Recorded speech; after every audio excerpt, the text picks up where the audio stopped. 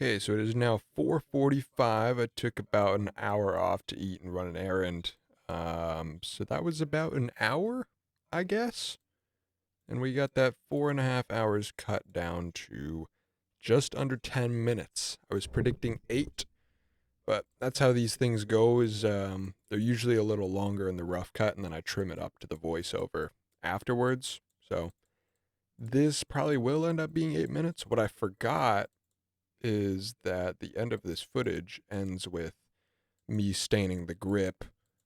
So there's actually another segment after this where I get the final B-roll. Usually I save that for the end as, final B-roll, final thoughts. But since this is a camera video, there's an extra segment of showing some of the results from this camera. So I'll probably do a piece to camera, talking head, and then put some of the photos over that. So this video might end up being over 10 minutes. Once this will be about 8, and then maybe a minute and a half of final discussion and final B-roll and photos. So yeah, roughly an hour to get it down to basically the video. I didn't extend the music. I haven't decided exactly what I'm doing with the music yet, if I'm going to loop it or I'll probably have it drop out for a bit and then come back in, possibly a second different track that I'll find. Everything went pretty well. Weird stuff on this project was that this last segment was filmed after the upside down hanging lamps video. And so everything before that, the lighting is kind of worse. Nothing like the lighting bothers me in this video. And that's why I did the hanging lamps, is because I knew this one was gonna be rough. Second half it's better. I still have some color correction stuff to do. It's definitely a lot cooler now that those hanging lamps are there and I have more cool light. I have some more ideas for lighting refresh and rework over there because it is just so inefficient the way it's set up right now. But yeah, the last bit of the video looks really good. I feel like there's a chunk in the middle here where there's a lot of weird lighting. But nobody ever comments on that. It doesn't seem to be a big deal. It just bothers me when this will be corrected to just lower saturation, but it just bugs me when there's an otherwise good shot, but it's just a couple little things like here the lighting is just weird. Like, to get the camera to not be totally dark, I have to pump it up enough that my hands are overexposed, and it's just kind of a mess. But I'm learning, and the newer segments came out a lot better lit. So that's the process. We're like 90 minutes, maybe 2 hours in of work at this point, and the video's fully cut aside from the end segments and voiceover. So I think at this point, my next steps usually would be run voiceover under the whole thing, trim everything down a little bit. And then once that's done and I can actually watch the whole video together, that's when I put my final thoughts in. So the final thoughts don't get recorded generally until the rest of the video is 100% done. Okay, voiceover time. So I'm going to change this music track to mono. I export all my videos in mono. I just find it has less issues, and I'm not really doing any stereo tricks anyway. So, never end up with an accidental export where everything is in your right ear or whatever. Now for voiceover, keys are to stay hydrated, keep your mouth clean. I'm noticing mouth noises in my headphones. I monitor the whole time so I can tell what it's actually going to sound like. So I'm going to brush my teeth before recording. That's a standard practice for me. I've gotten into habitually brushing my teeth every single time I eat, just so my mouth stays clear and ready for voiceover. So audio 3 is where I do my voiceover, patch the input, to the focus right, test everything works, testing. You might notice in my videos and streams, my mic, I have this filter thing on it. but I never put it all the way down. So instead of being all the way right here, I move it out just a touch, half inch or so. And that's kind of like a de facto pop filter, having a little bit of air between the top of the mic and the top of this filter. I find helps a little bit with mouth noises and plosives and stuff. I do the same thing on my little handheld mics as well. I find those are actually worse for little noises as well. So voiceover time. I don't script. People ask me all the time about scripting. I just script in the voiceover basically.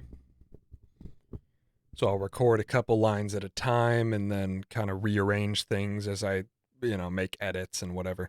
So we've got this intro shot. Usually I just kind of play the next 5-10 seconds or so and figure out what I'm going to say. I think to introduce this thing, I'm not going to refer to it by model name because it's not really about the camera itself.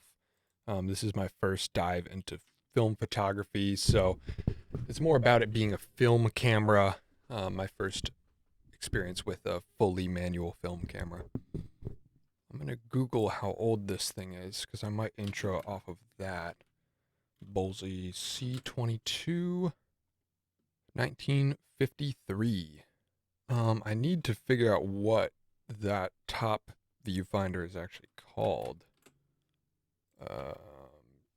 TLR viewfinder. What does that stand for? Oh, twin lens reflex. Yeah, I knew that. I like to do the Doug DeMuro type. This is my whatever. I think in this case, I'm just going to jump right into the story. Let's just record some stuff.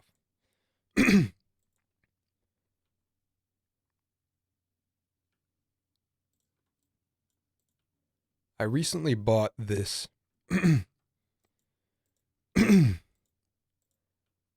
I recently bought this old film camera. Now, for my audio levels, I usually record quieter than I should be, and then I run a compressor to bring it up a little bit, just in case, so I don't ever peak my vocals. So I just record them low and then kind of look at where my levels are. So they're up here a little bit. And I just put a little bit of compression on it. So what this is doing, this little graph, is if I have some audio up here, it just brings it up a touch. So it'll take the super high points, bring them down, take the medium high points, bring them up.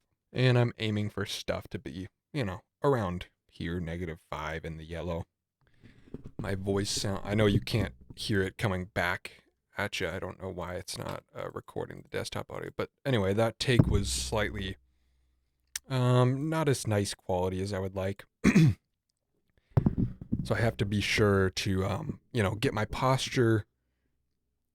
So I have to be sure to not hunch over. I actually lean back a lot of the time and talk directly straight into the microphone.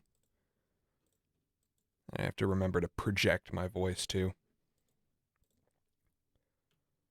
I recently bought this old film camera. It's a Bolsey Model C22 from 1953.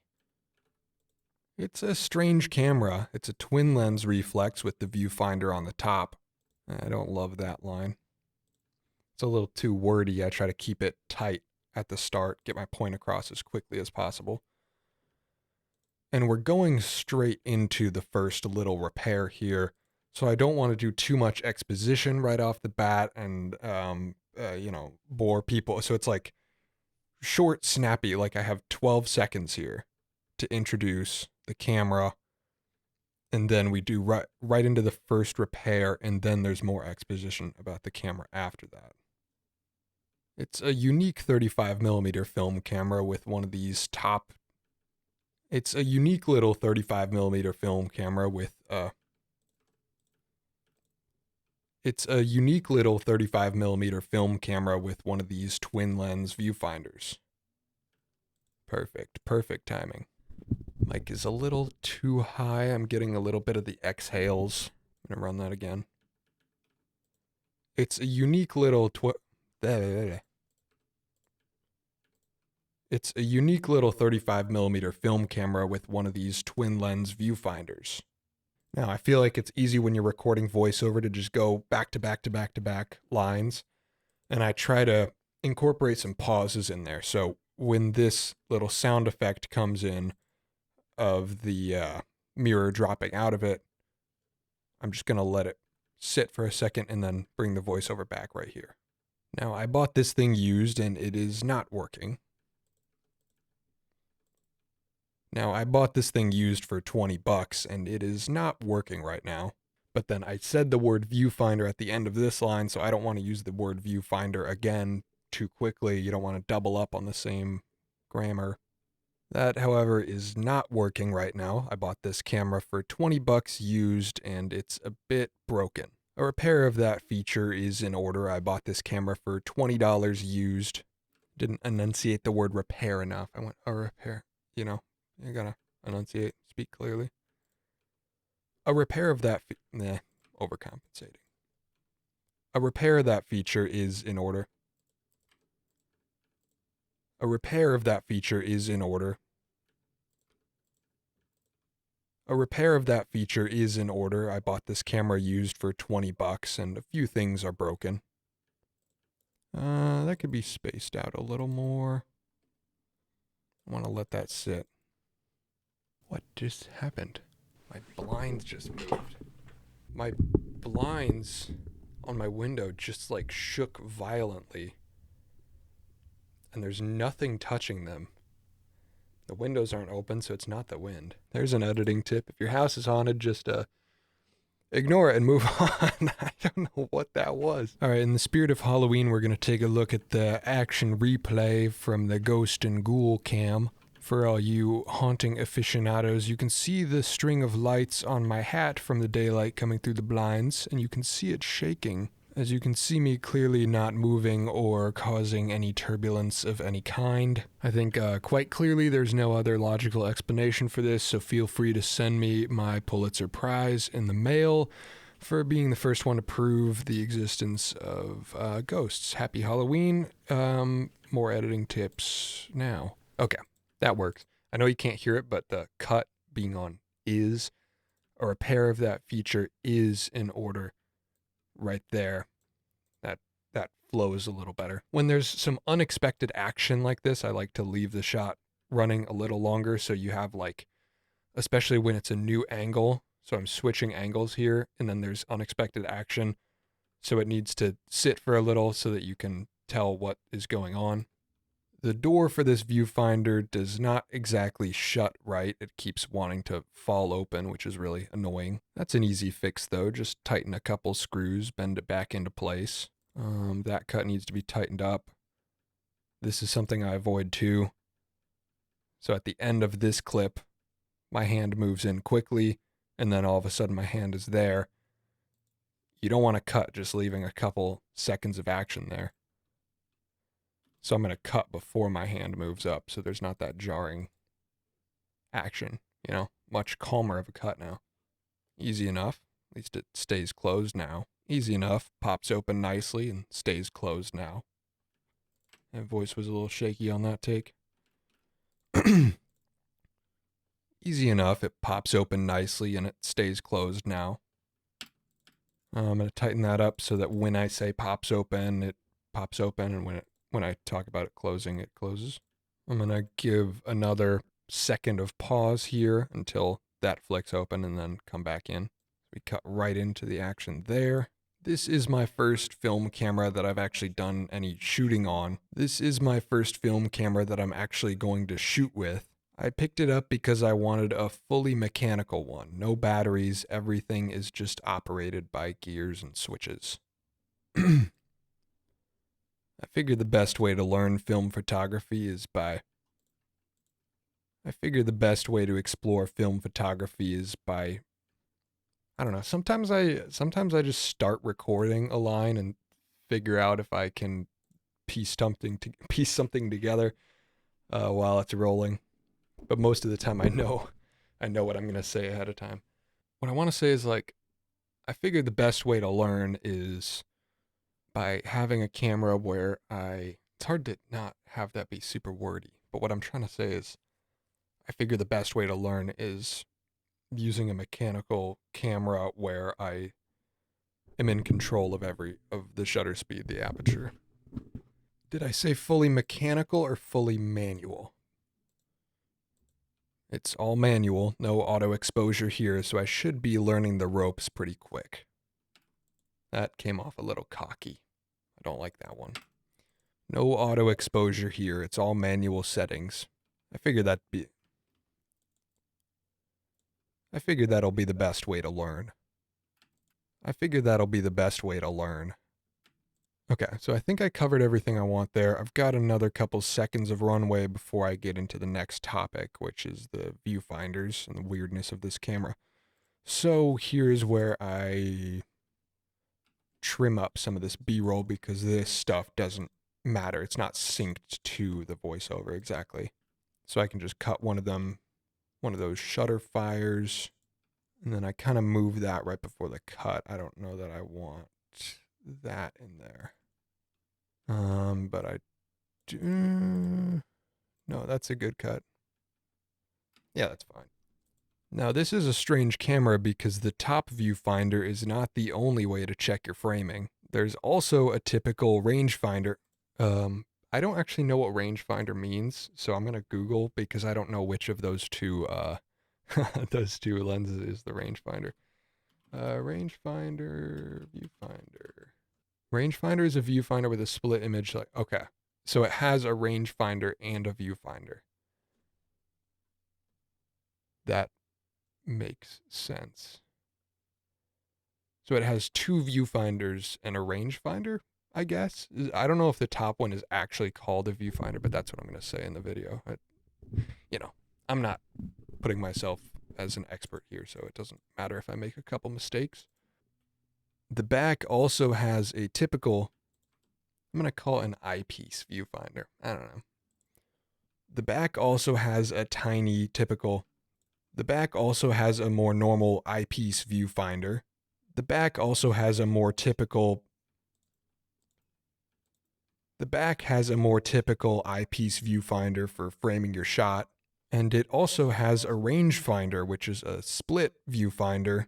So as you pull focus, when the objects align, it's messy.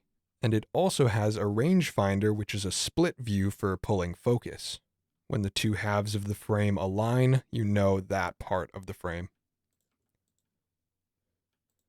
When the two halves of the frame align, that part of your shot is in focus. I don't like that I ended both of those lines with focus. So instead of in focus, I'm going to say will be sharp. Find synonyms so you're not repeating words. When the two halves of your frame align, that part of your shot will be sharp. Lovely. So the next segment is this winding thing. I honestly don't know if I need this. I basically just wind the camera and take the film out. Now, there's a good segue here. Because the viewfinder on the top has been broken, I've been shooting using that rangefinder. That's how I've been shooting since the main viewfinder's broken. Did I lose a shot? There was another shot here. Oh, there it is. It's after that one. I don't know if that gag is going to fit in. We'll see. I actually have a roll of film in this thing right now, so I need to rewind to take that out before There's actually a roll of film in this thing right now, so I need to take that out so I can do my repairs. I've actually got a fully shot roll in this thing right now. Now, I've actually been shooting with this camera already. I've shot a roll through this thing already, just to see what works, what doesn't, what I like about the ergonomics and what I don't. Kind of want to add a bit to this knob so I can rewind it with a drill, but I'm sure that would break something. Part of me is tempted to add a bit to this knob so I can rewind it with a drill, but I'm sure that would break something. That sounded ingenuine. Part of me is tempted to put a bit on this knob so I can rewind it with a drill. I'm sure that would break something though. My actual plan for this camera is to fix that top viewfinder and then add a nice wooden grip. As small as this camera is, it's kinda hard to hold, and any extra weight I add is always good. I like those lines, but I don't have time to explain everything fully right now because I am jumping into this repair. And that's good anyway, because I kind of like to not necessarily, like, I like to say that I'm going to make a wooden grip, but not explain why or how I'm going to do it exactly until later. So it's like, you know what's coming, but I'm not fully explaining it before I do it. It's easy to get on tangents doing voiceover stream of consciousness like this. So kind of making those pacing decisions in the rough cut of the video helps me to remember, like, okay, keep on pace here. Don't be talking for 2 minutes about something that's going to happen 5 minutes later in the video, you know? Fixing the viewfinder shouldn't be too big of a task. It's basically two pieces. This little mirror for the twin lens. It's pretty much two pieces. The twin lens projects onto this mirror that needs to be placed correctly. That lens directs the light upwards, and then this little piece of cloudy glass. Oh, got ahead of myself. That second lens will move with the primary lens when I pull focus, and the image will be projected with that mirror up to this little piece of glass. I want that shot longer, but I think it lost focus. Now, I'm sure there's some specialty glue that would be ideal to put these things back in. Why did I stop rolling? Now, I'm sure there's some specialty adhesive that would be ideal to stick these things back in place, but I'm using super glue gel. The gel variety stays in one place and doesn't soak around and get into unintended places. The gel variety is a little less liquid, stays in one place. The gel variety is a little less liquid, stays in one place, doesn't go in different cracks. The gel variety is a little less liquid, doesn't move around as much, stays where you want it to. And that's important so I don't gum up any other pieces of this camera. That's important so it doesn't get into any other places that I don't want it. That's important because there's a lot of little moving parts in here that I would not want to be glued. I'm going to move this where I clean this mirror.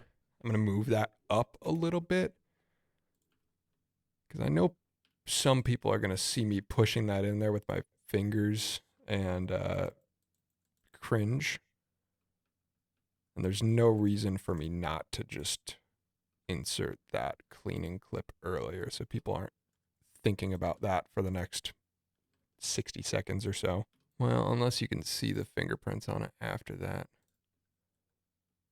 No, it's just this shot. So I'll put it after that shot.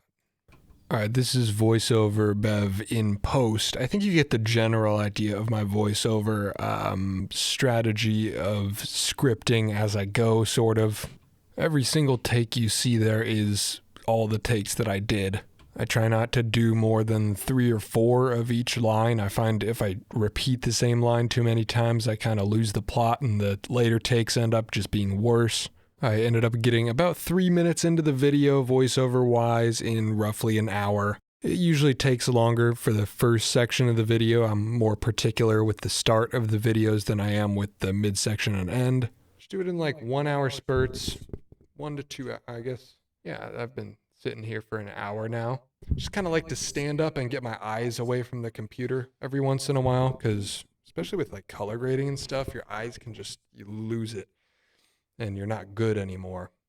Same with the voice. You may have noticed in some videos that I've like rushed to put out, ones that have gone up at 1 a.m. or 2 a.m. You can hear my voice getting hoarse at the end of them. So, you know, when I've got the time, try to take a break every hour, stop staring at the screen, stop talking nonstop. That is all I ended up recording from the editing of this video. Once I realized the audio setup was kind of jank, I stopped doing it. But I will definitely do more of these behind the scenes things, possibly as a stream later. I don't know, let me know if any of this info dump is useful or whatever. I just heard a lot of people asking questions about what my process looks like, so here you go, here's a little look behind the curtain.